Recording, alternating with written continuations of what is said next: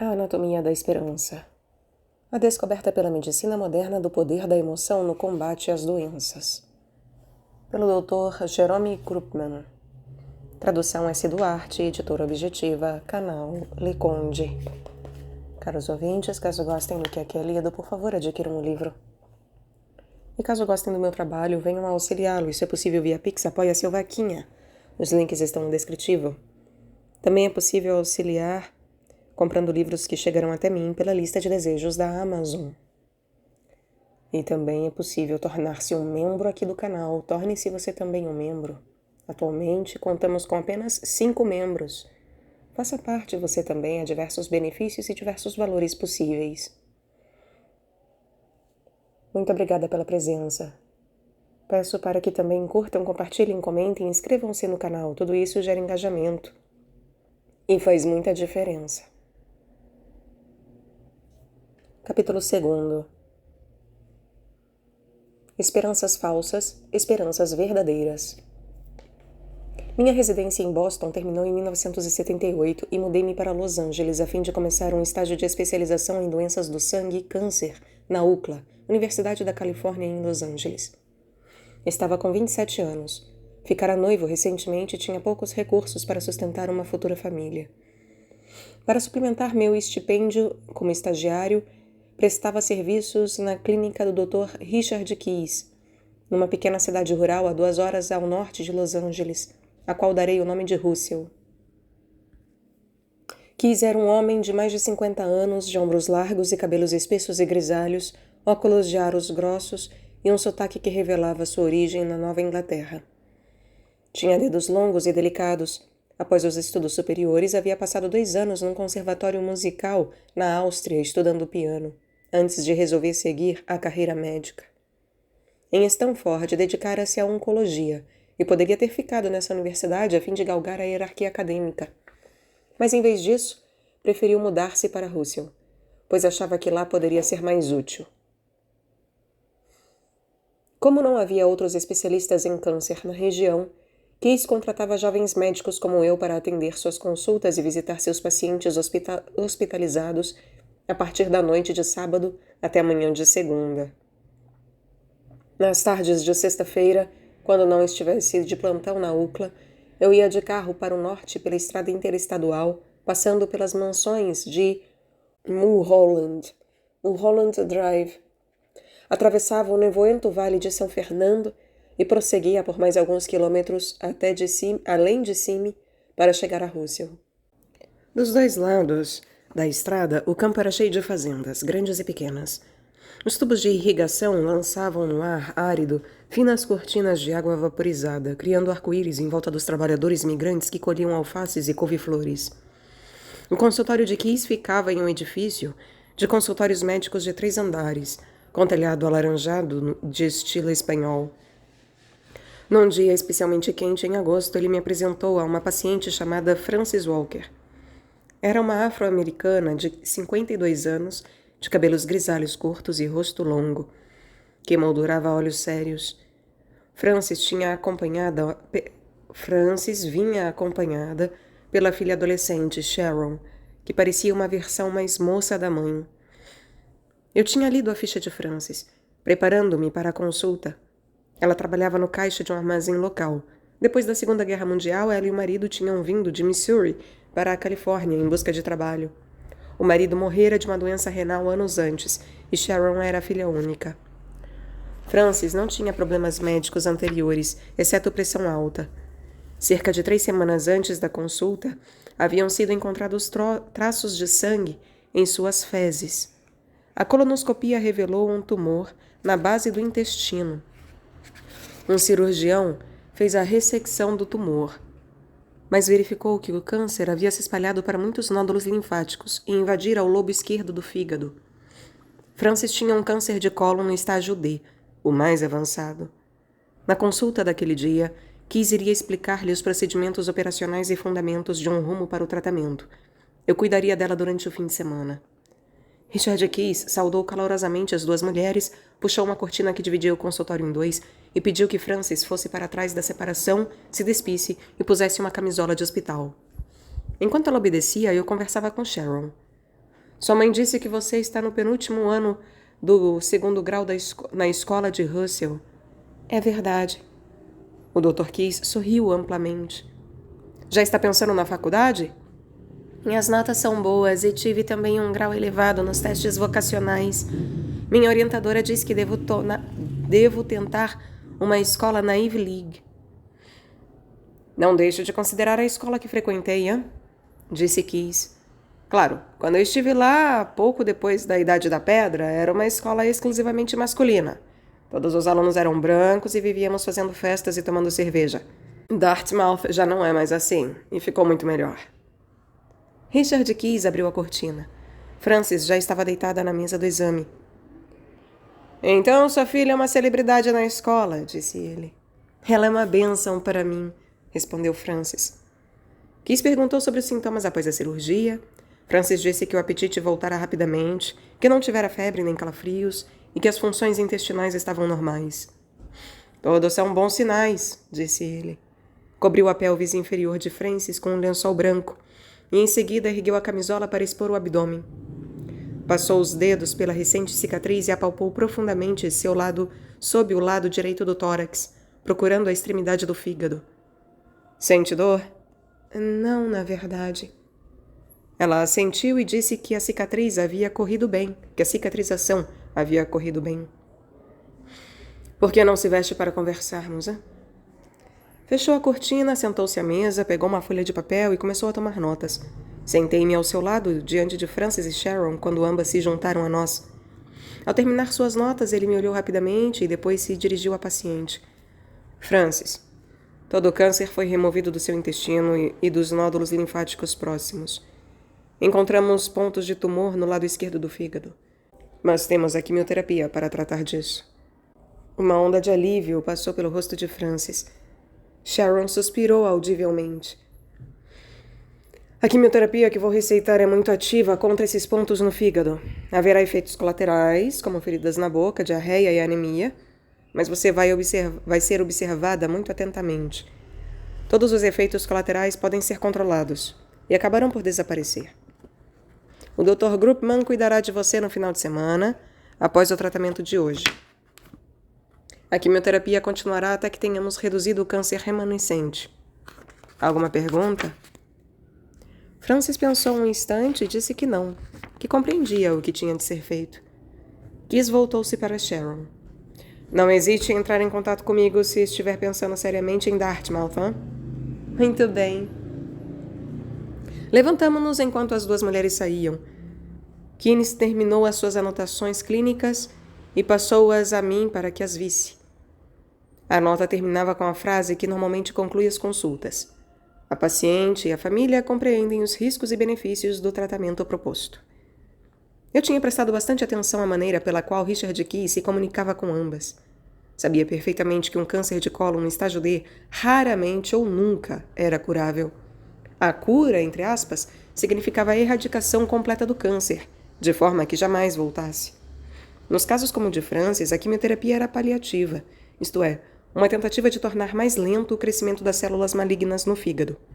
O paliativo, portanto, era uma troca, com o preço de meses de tratamento compensado pelo tempo ganho. Mas o preço era sem dúvida elevado. A quimioterapia tóxica causaria as complicações enumeradas por Keyes. O ganho poderia ser 1 ou 2 anos de vida produtiva, mas era também bastante possível que não houvesse extensão de tempo de vida, apesar do tratamento. Frances poderia sofrer com meses de quimioterapia para nada. Eu ainda estava procurando aprender a maneira de comunicar um prognóstico negativo aos pacientes e suas famílias. Nenhuma vez, durante meu tempo de aluno, interno ou residente, eu recebera instrução nesse sentido. Apesar da pletora de tecnologias modernas, tomografias, angiografias, microscópios de elétrons, aprender a cuidar dos pacientes era ainda muito semelhante a ser aprendiz numa corporação medieval de ofícios. Observava-se o trabalho dos melhores artesãos e, em seguida, sozinho, tratava-se de tentar fazer o mesmo. Richard Keyes vinha praticando oncologia há cerca de 2 décadas. Eu tinha certeza de que escolhera propositalmente as palavras que dissera. Queria ter certeza de que, em meus próprios encontros com as 2 mulheres, eu observaria corretamente os limites traçados por ele e os respeitaria. Quando eu estiver com as duas neste fim de semana, e caso elas façam perguntas diretas, eu devo dar ênfase às melhoras, não é? Perguntei a Richard. Sim. Eu certamente não iria olhar para Frances e dizer: minha senhora, a senhora vai morrer do câncer no fígado. Keys fez uma longa pausa. Para que isso, né? Só serve para fazer com que o tempo que lhe resta seja de mais sofrimento. Ou então a fará entrar em pânico e recusar os paliativos. E de que adiantaria dizer a Sharon? Ela é a menina dos olhos de Frances. Uma jovem inteligente e motivada como ela, aposto que na família jamais se pensou em ter educação superior. Ela é a primeira. E quer ir para as melhores escolas. As notas que tirar neste ano serão fundamentais. Ela iria entrar em parafuso. Keys olhou para o relógio. Temos mais 2 pessoas para consultas antes que você volte a Los Angeles. Cada médico tem seu estilo, sua própria maneira de fazer as coisas. Jerry, acredite, para pacientes em situações como essa, informações demais faz mal. Não insisti mais. A medicina não é metafísica. A verdade nunca é absoluta. Resolvi seguir a liderança dele. Como se esperava, Frances teve um pouco de náuseas e vômitos secos durante o fim de semana, mas isso foi mitigado com medicação antiemética. Ela parecia animada, apesar dos efeitos colaterais. Sou uma lutadora, disse ela. Sempre fui. Passei por todo tipo de dificuldade. Com a ajuda de Deus e de vocês médicos, vou passar por essa também. Sharon olhava para a mãe com uma mistura de orgulho e preocupação. Fiquei animado com as palavras de Frances, pois sabia que um espírito forte era necessário para suportar os meses de tratamento tóxico. Num fim de semana de trabalho, tive de levar Frances a um hospital. Embora ela fizesse esforço para beber fluidos como caldos ricos em sal e substâncias nutritivas, as dolorosas úlceras bucais decorrentes da quimioterapia a impossibilitavam de engolir muito, e ela ficou desidratada. Administrei soro fisiológico por via intravenosa e lhe dei medicação externa para as úlceras. Richard Keys regressou na segunda-feira e na quarta Frances esteve alta. Em outro final de semana, ela teve febre intermitente e câimbras abdominais lancinantes, além de diarreia. Novamente a levei ao hospital, prescrevi antibióticos e em poucos dias os sintomas amainaram. Frances suportou o tratamento e os efeitos colaterais sem se queixar uma só vez. Sharon adotou também uma atitude estoica. Vejam a tomografia, exclamou Richard Keys, dirigindo-se a elas depois de 3 meses de terapia. Este é o fígado. Prosseguiu apontando para uma grande forma acinzentada. Com a caneta traçou os contornos de diversos pequenos círculos negros dentro do órgão. Estes são os depósitos que estamos tratando. Tem agora metade do tamanho que tinham quando começamos. Isso quer dizer que estou em parte curada? Perguntou Frances hesitante. Keys sorriu com simpatia. Está no caminho para uma melhora do câncer. Graças a Deus. Está desaparecendo. Sharon fechou os olhos e curvou a cabeça em prece silenciosa. No campo da medicina de câncer, existem critérios padronizados objetivos para aferir a reação de um tumor a determinado tratamento. O termo melhora ou acalmia se refere ao grau de encolhimento do tamanho do câncer. Uma melhora parcial significa pelo menos uma diminuição de 50% no diâmetro vertical e horizontal do tumor. Uma melhora completa denota que o câncer já não pode ser detectado nem mesmo por técnicas sofisticadas como a da tomografia. Mas a melhora completa não significa necessariamente uma cura. No jargão médico, a cura quer dizer não apenas o desaparecimento do câncer detectável no corpo, mas também que ele jamais retornará. Richard Keys havia novamente dito a verdade literal, a de que tinha havido suficiente diminuição nas metástases do fígado de Frances para que se pudesse falar em melhora. Era apenas parcial, pois os diâmetros dos tumores haviam se reduzido a mais da metade. Com o prosseguimento da terapia, a melhora parcial poderia tornar-se completa. Eu também fiquei contente ao ver que o câncer diminuíra. Frances poderia vir a ser uma das pacientes de sorte que conseguem ganhar mais tempo e tempo qualitativo com a quimioterapia. E tive de admitir a mim mesmo que, por não haver sido explicada às 2 mulheres a diferença entre melhora e cura, a consulta foi mais fácil. O primeiro inverno que passei no sul da Califórnia foi o de 1979. E além de uma chuva ocasional, o tempo parecia não haver percebido em que estação estávamos. Todas as manhãs eu corria em volta do perímetro da UCLA. Quase 8 quilômetros. E à tarde, se tivesse tempo, nadava na piscina descoberta da universidade, de 50 metros. Pam, minha noiva, estava 2 anos atrás de mim no estudo de medicina. e tinha ficado em Boston para completar o tempo de residência no Hospital Geral de Massachusetts. Sentia-me como um explorador, que fora na frente para verificar aquela terra nova. Nos domingos eu corria até o Pacífico e ficava olhando o horizonte, com a sensação de que esse era o limite da América, um lugar onde as pessoas deveriam definir-se novamente.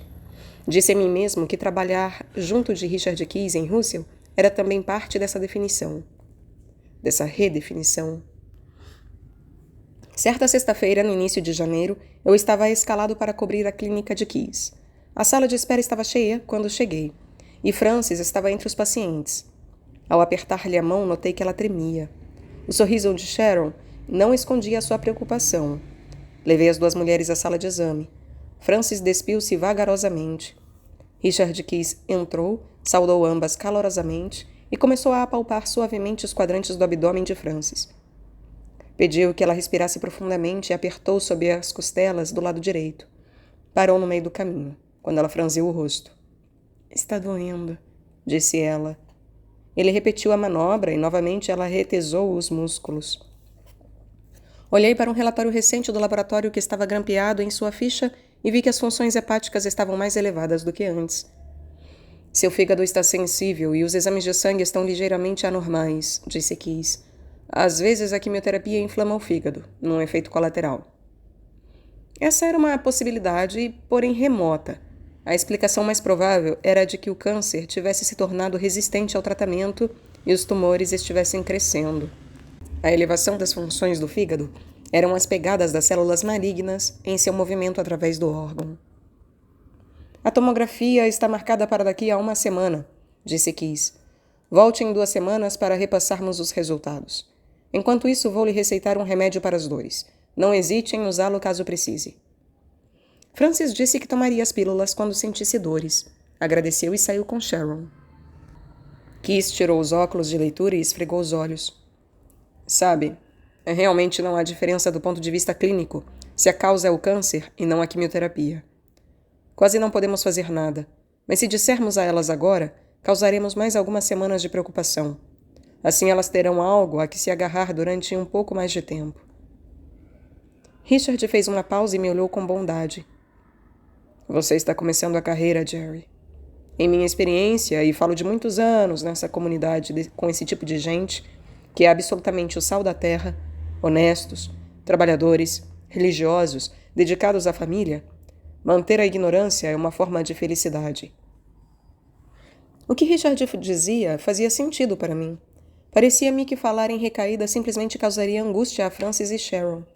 Keyes acrescentou, talvez ela tenha sorte e seja mesmo um efeito colateral das drogas. 2 semanas mais tarde, quando voltei a Russell, vi o nome de Frances na lista dos pacientes. A primeira coisa que fiz foi procurar o resultado da tomografia. As metástases do fígado haviam quase dobrado de tamanho. Os novos depósitos tinham aparecido no baço. Os órgãos pareciam ter sido atingidos por balas de grosso calibre, do tipo que se expande após o impacto, deixando buracos abertos. A tomografia mostrou também que havia uma acumulação de fluido no abdômen, situação que se denomina ascite. O tratamento clínico dessa complicação é especialmente difícil. Algumas drogas quimioterápicas podem acumular-se no fluido retido e não serem expelidas pelo corpo, prolongando assim seus efeitos tóxicos. O fluido ascítico também poderia envolver o estômago e os intestinos, bloqueando-os, causando dores e impedindo a absorção de nutrientes vitais. Embora eu tivesse pouca experiência como estagiário em oncologia, sabia que os pacientes como Frances raramente sobreviviam mais do que poucos meses. Mesmo assim, fiquei chocado e triste pela rapidez do crescimento do câncer. O Dr. Keyes telefonou, informou-me a enfermeira. Desviei os olhos da tomografia.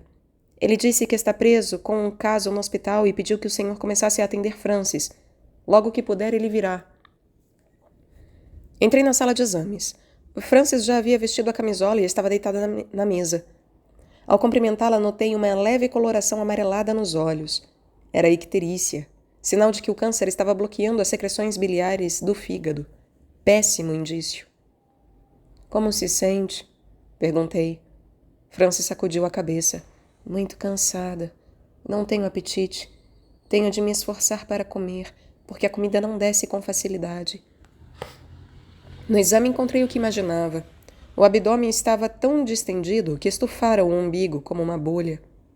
Disse às duas que tinha ocorrido a ascite e expliquei que a dificuldade de engolir era devida à pressão do fluido no estômago.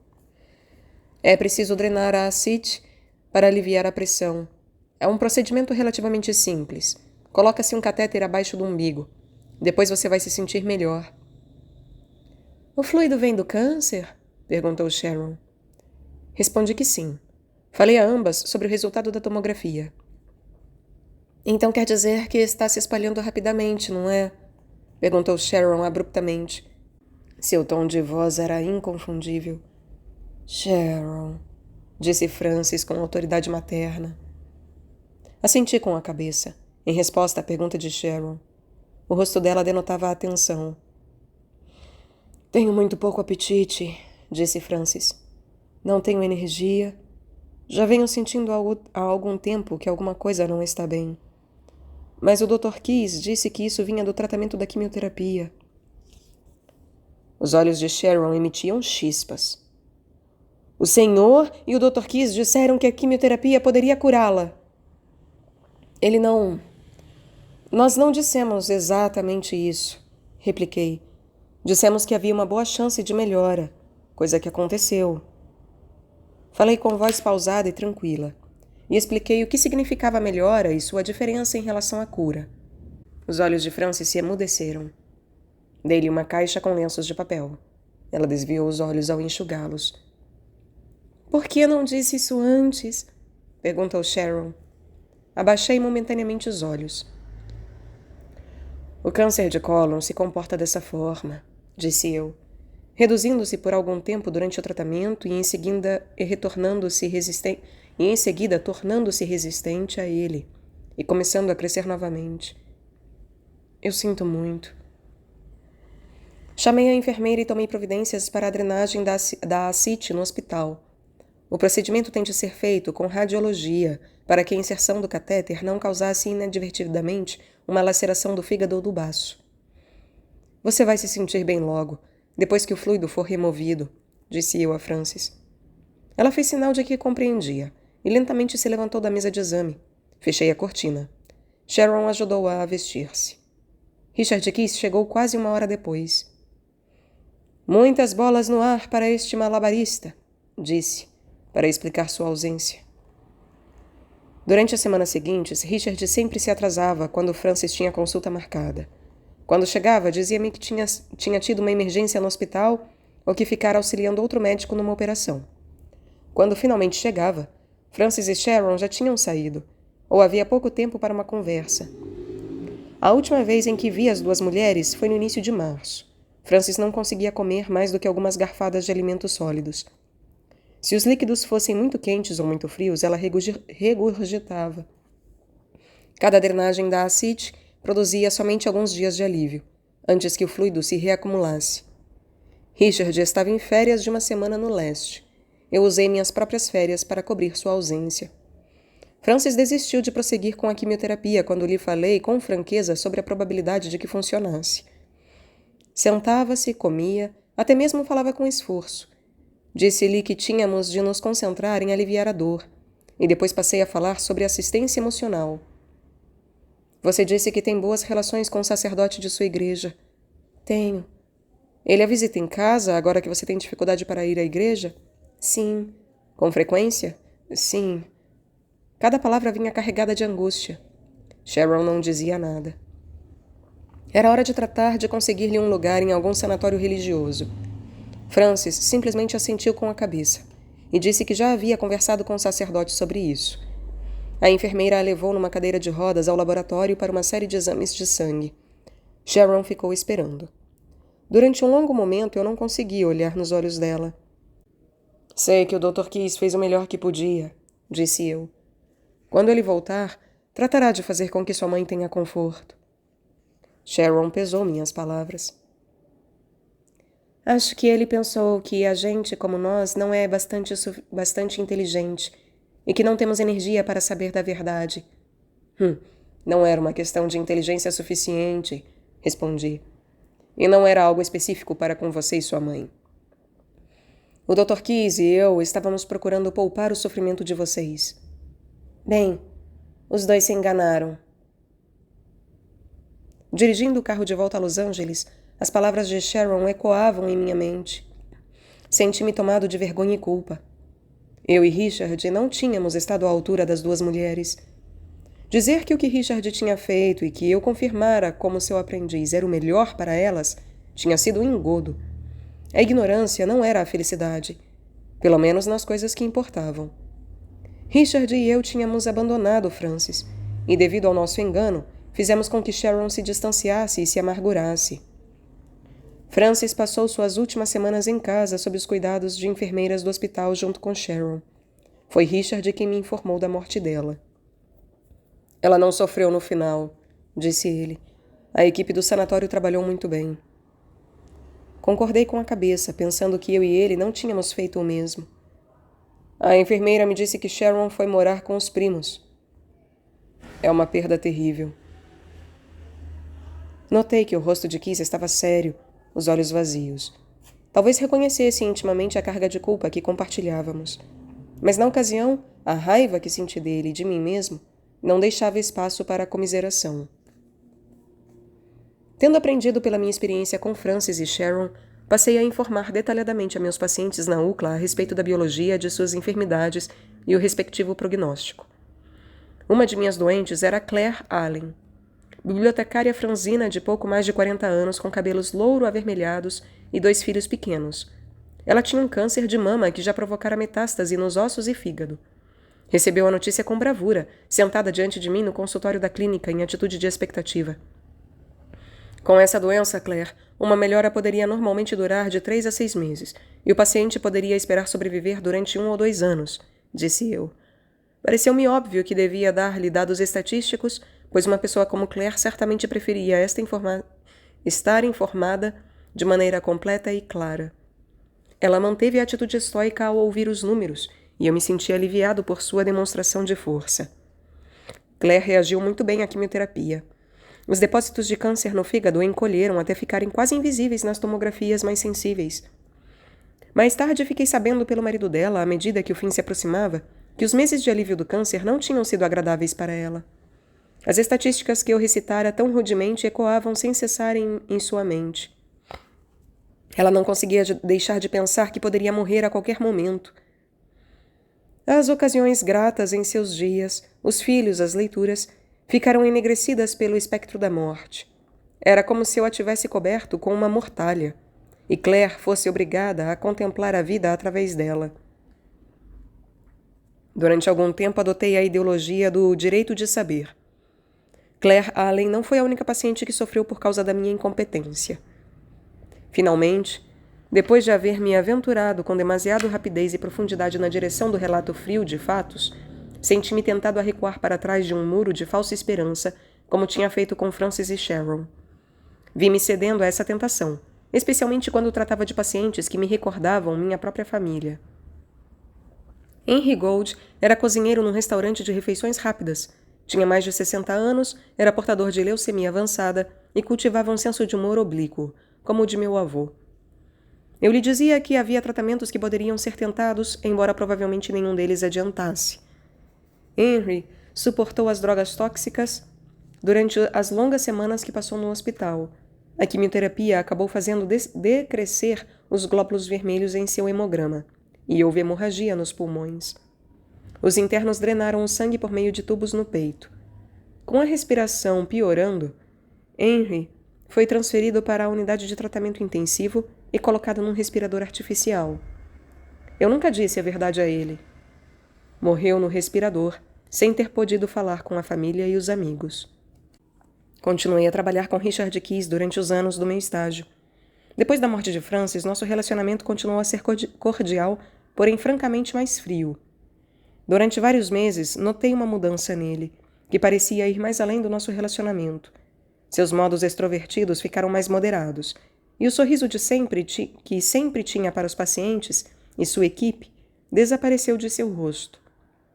A lembrança de Francis Walker ainda estava fresca em minha mente, mas me parecia pouco provável que a diferença drástica na personalidade de Richard fosse decorrente de uma tristeza persistente. Por necessidade, os médicos aprendem a compartimentalizar suas emoções para que não prejudiquem o cuidado com os vivos. Um dia, após tratarmos de um caso que era relativamente simples e tinha prognóstico muito positivo, uma mulher de meia idade com um câncer pequeno e recente na mama, que poderia ser facilmente tratado, notei que Richard ficou sentado durante vários minutos, como se tivesse perdido a energia, depois que a mulher do câncer recente na mama saiu.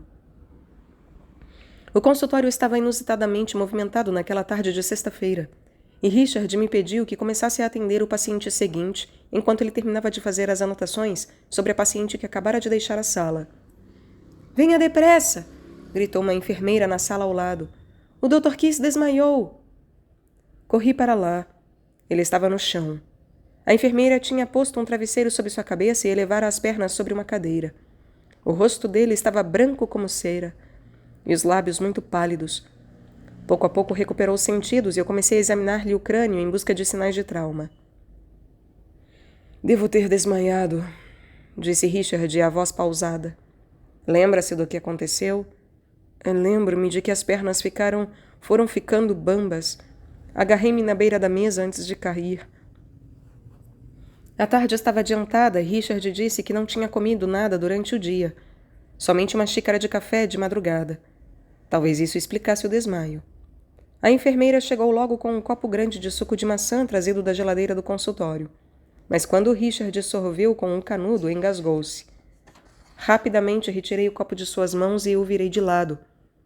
Ele começou a vomitar fluido biliar. "Chame uma ambulância e leve-o à emergência", disse eu à enfermeira. Eu ficaria no consultório para atender os pacientes. Liguei para a emergência e falei com o médico de plantão. Poucas horas depois soube que Richard estava recebendo soro por via intravenosa enquanto os médicos faziam exames de sangue. Ele contou ao médico da emergência os sintomas das semanas anteriores. Tinha pouco apetite, sentira náuseas e fortes dores abdominais momentâneas, mas não vomitara. Havia perdido mais de 4 quilos. Percebi que nenhum dos sintomas era ligeiro, e qualquer um deles levaria uma pessoa, médico ou leigo, a consultar um profissional. Richard não o fizera. Examinado pelo médico de plantão, sentira dores com a aplicação de pressão sob as costelas do lado direito. Os exames de sangue revelaram aumento de bilirrubina sérica, e da fosfatase alcalina, sugerindo que alguma coisa impedia a passagem de bile. Poderia ser um cálculo renal ou algum outro tipo de obstrução, benigna ou maligna, dos canais que levam a bile do fígado ao intestino delgado, a fim de facilitar a digestão. Richard foi internado no hospital e um gastroenterologista passou a cuidar dele. Outros médicos da comunidade cobriram sua ausência, fazendo o possível para tratar de seus pacientes. Durante o início da semana, liguei para ele de Los Angeles diversas vezes, mas o telefone do hospital estava sempre ocupado. Finalmente, liguei para a sala de enfermeiras no andar onde ele estava. Disseram-me que Richard estava descansando e tinha pedido para não passarem as chamadas. No fim de semana, a secretária dele me chamou, dizendo aos soluços que Dr. Keyes estava gravemente doente. "Fizeram uma tomografia e uma endoscopia", disse ela. "Ele tem um colangiocarcinoma. O colangiocarcinoma é um tumor relativamente raro que se origina nas células do canal biliar. Em geral, o prognóstico é muito ruim, porque o câncer tende a crescer e infiltrar-se no fígado, antes que os sintomas apareçam, de forma que quando finalmente se chega a um diagnóstico, já é tarde demais para um tratamento eficaz. Ele está sendo transferido para Los Angeles a fim de ser operado", disse a secretária. No dia seguinte, Richard chegou ao centro médico da UCLA. Ficou num quarto particular no fim do corredor. A porta estava fechada. Bati diversas vezes antes que ele respondesse. "Quem é?" perguntou debilmente. Respondi e entrei. As persianas estavam descidas e o quarto quase às escuras, iluminado somente por uma pequena lâmpada na mesa de cabeceira. Numa pilha de revistas. Pareciam não ter sido tocadas. Puxei uma cadeira para junto da cama. Richard fez um esforço para sorrir. "Foi bom você vir se operar aqui", disse eu. "Frank Andrews é o melhor cirurgião hepatobiliar." "Acho que nem vale a pena." disse Richard. Que quer dizer com isso, hein? A tomografia não mostrou indícios claros de invasão do fígado. É possível a excisão completa do tumor. Gostei disso. Indícios claros. Você sabe que frequentemente não se detecta a invasão, mesmo nas melhores tomografias. E mesmo assim morre-se dentro de um ano. Se não fosse minha mulher, eu mandaria desde já parar tudo. Richard estava aceitando a derrota sem nem sequer lutar. Andrews é um gênio na sala de operação. Se houver um jeito de fazer a ressecção e curar você, ele é capaz. Richard me olhou fatigado. Jerry, conheço esse seu jogo. Fiz isso durante toda a minha vida profissional. O caso de Richard era o primeiro do dia na programação da sala de operação. 5 horas depois do início da intervenção, fui à sala de espera da família. A mulher de Richard, Molly, folheava nervosamente as páginas de uma revista. Era uma mulher baixa e atarracada, de cabelos grisalhos, cortados à pagem, o rosto redondo e suave. O casal não tinha filhos. A senhora Keys era professora numa escola primária em Russell. Richard me dissera que ela tinha estudado espanhol em Bryn Mawr e usava bem essa língua na escola, onde muitas crianças vinham de famílias mexicanas indigentes. Alguma notícia? Perguntei. Richard tinha me pedido que eu estivesse com Molly para quando Andrews saísse da sala para dar o resultado da operação. Ela sacudiu a cabeça. O ânimo dele está muito baixo, disse. Depois acrescentou. Compreende-se. Todos os dias examinando gente com câncer. Isso acaba prejudicando. É verdade. Mas talvez o Dr. Andrews tenha boas notícias, disse Molly, esforçando-se para reagir. As notícias que ouvimos do Dr. Andrews 3 horas depois não foram boas. Já está quase nas paredes do fígado, começou ele. E embora não houvesse sinais de invasão maciça, não há margem suficiente. Temos de presumir a existência de depósitos microscópicos que não conseguimos remover.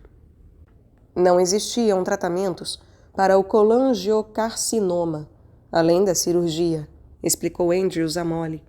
Mas ele tinha visto alguns pacientes semelhantes a Richard receberem radiação pós-operatória na base do fígado, aparentemente com bons resultados.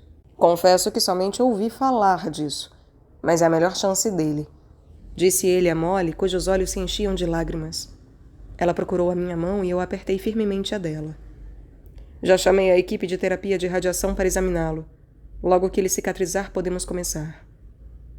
Molly agradeceu por tudo o que ele fizera. No dia seguinte visitei Richard. O quarto estava novamente em penumbra. Um tubo de soro penetrava em sua mão e outro entrava pelo nariz para sugar o fluido do estômago. As maçãs do rosto estavam chupadas devido à considerável perda de peso durante as semanas anteriores. Antes de sentar-me, abri um pouco as persianas. A vista de Westwood Village era ampla. O sol cortava a névoa e iluminava os telhados das lojas da cidadezinha, num tom alaranjado brilhante. Richard afastou os olhos da janela. Está se sentindo confortável? Perguntei. Estão me dando bastante medicação para as dores, respondeu Richard. Disse-lhe que Molly se preocupava com o ânimo dele. Que é que você vai me dizer, hein? Que me levante? Que está tudo maravilhoso? Na verdade, não, respondi. Eu não tinha outros compromissos a não ser fazer visitas. Richard me olhou gravemente. Molly é quem mais me preocupa, disse ele. O hospital encontrará outro oncologista para atender meus pacientes. Russell não é uma mina, mas é possível viver lá. Eu tenho pena da Molly ficar sozinha. Ainda há uma possibilidade de cura aqui, disse eu. Colangiocarcinoma, Jerry. Colangiocarcinoma. Andrews me disse o que encontraram na cirurgia. O tumor ia até o canal biliar. Você sabe o que isso significa. Significa que o câncer pode ter espalhado para o fígado, sim, mas isso não é definitivo. E ele disse que teve alguns resultados positivos com a radiação. Richard me olhou ferozmente. Ninguém vai me enganar, disse com amargura. Que querem? Que eu seja levado todos os dias para a radiação para voltar me sentindo mal como um cachorro? Você sabe o que é fazer radiação na base do fígado. Não há suficiente compazine neste hospital para impedir que eu vomite as tripas. E quando tudo terminar, todos poderão dizer que fizeram o melhor possível e me deitarão no caixão com a consciência tranquila. As palavras de Richard pareciam uma labareda vinda de um forno. Fiquei sem poder raciocinar, e depois percebi o que ia acontecer. Richard ia recusar a radiação. Ia dizer a Molly que não valia a pena, que seria simplesmente tortura em forma de terapia moderna. Argumentaria que tinha direito a morrer com dignidade, isto é, confortavelmente, sem tratamentos tóxicos inúteis. Isso faria sentido, se não houvesse possibilidade de sobrevivência. Mas havia, ainda que pequena. Você acha mesmo que Andrews está enganando você? Que isso é uma comédia? Perguntei. Richard reagiu a minhas palavras, às minhas perguntas, com um silêncio obstinado. Recordei mentalmente os meses em que havia trabalhado com ele em Russell. A culpa que trazia comigo a respeito de Francis e Sharon Walker me voltou à cabeça. Depois meus pensamentos passaram a Claire Allen e outros pacientes meus na UCLA. Eu havia oscilado entre revelar estatísticas devastadoras em tom amistoso e ocultar fatos importantes com eufemismos evasivos. E em cada caso havia sido incapaz de encontrar um meio-termo. Agora, não tinha certeza do que deveria fazer, do que deveria dizer.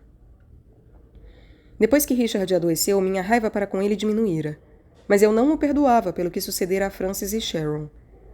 Desde o início da escola de medicina, haviam me dito que os médicos cometem erros. Nossos professores afirmavam que é impossível ser perfeito, que em certas situações em nossas carreiras poderíamos não chegar a um diagnóstico ou prescrever os remédios errados e ser incompetentes ao aplicar procedimentos. Mas acreditava-se que, ao reconhecer e aceitar os erros, seria possível não repeti-los. Dizia-se que um dos médicos praticantes no Hospital Geral de Massachusetts, cardiologista experiente cuja agudeza clínica todos consideravam extraordinária, trazia no bolso de cima de sua jaqueta branca uma lista de todos os erros que cometera desde os tempos de interno. O hospital mantinha também um sistema formal para registrar diagnósticos equivocados e debater tratamentos inadequados entre os colegas. Isso se passava a portas fechadas, no que se chamava Conferência MM, Morbidez e Mortalidade. Na conferência, debatiam-se 2 tipos de erros, os de julgamento e os de técnica. Não havia conferência semelhante sobre linguagem, nenhuma análise dos erros de julgamento e de técnica a respeito do que dizíamos aos pacientes e suas famílias. As Walker e as Allen haviam me mostrado que as palavras de um médico podem ser penetrantes e poderosas, mas eu ainda não tinha certeza se devia falar e do que devia dizer. Você se lembra de Francis Walker? Comecei. É claro. Falei com Sharon quando estávamos organizando a ida de Francis para o sanatório. Russell tem excelentes enfermeiras domiciliares. Molly pode utilizá-las. Eu não estou falando de hospitais nem de Molly. Fiz uma pausa. Richard, Sharon Walker me disse uma coisa que eu nunca esqueci. Ela ficou zangada porque não fomos mais explícitos a respeito da situação da mãe dela. Jerry, já conversamos sobre isso. Não, deixe-me continuar. Ela disse alguma coisa no sentido de que nós achávamos que gente como elas não era suficientemente inteligente, nem bastante forte para suportar o que tinham de enfrentar. Espero que você tenha explicado que não se tratava de preconceito racial. Na verdade, me senti tão mal que não expliquei grande coisa a Sharon. Só disse que não duvidávamos da inteligência dela. Richard afastou os olhos, pensativo. O que duvidávamos, disse eu para mim mesmo, era se Francis e Sharon seriam capazes de ter esperança. Esperança diante de uma grande incerteza. Frequentemente imaginei como eu próprio reagiria se tivesse uma das graves doenças das quais tratava como médico. Em conversações tranquilas durante meu período de interno, de residência e de treinamento especializado, descobri que meus colegas também pensavam nisso.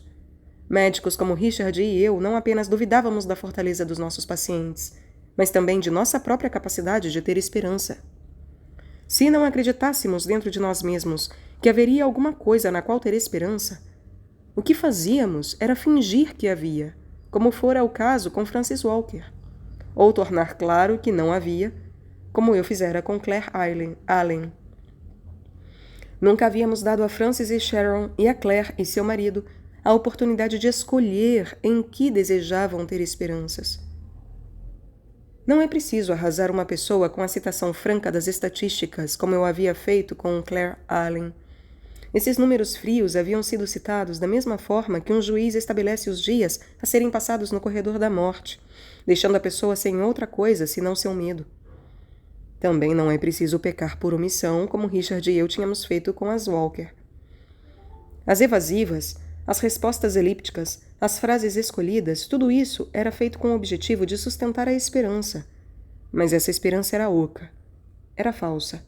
Uma ilusão sedutora, porém apenas temporariamente satisfatória. Se um médico mente ao paciente, ainda que a mentira tenha boa intenção, já não será mais digno de confiança. O paciente se sente traído e abandonado, perdido no terreno escuro de sua doença, sem ter um guia confiável. À medida que o tempo passa e a doença progride, a verdade se torna irresistível, e as ilusões do paciente se evaporam, deixando-lhe, junto com a família, nada mais que ressentimento e raiva, como tinha acontecido com as Walker.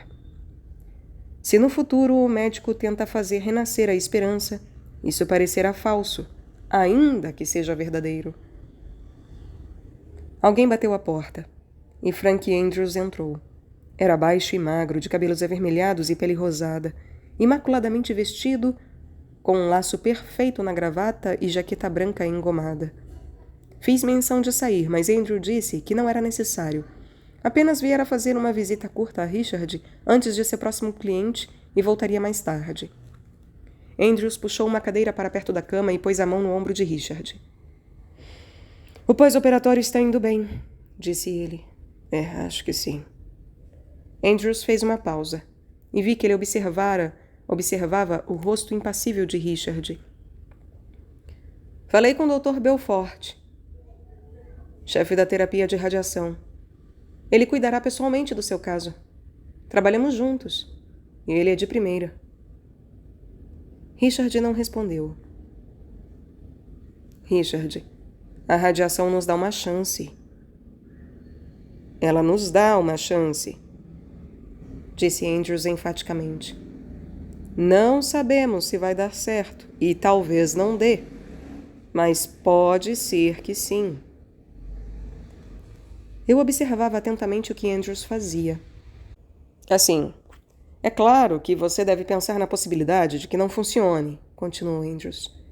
"Fazer um testamento, dar a conhecer suas vontades finais, como não ser colocado em um respirador ou passar por ressuscitação cardíaca, se não quiser isso." Paradoxalmente, parecia fácil pintar o pior cenário. Pensei nisso, na forma pela qual nossas mentes se apressam naturalmente em imaginar o resultado negativo e lá ficam atoladas.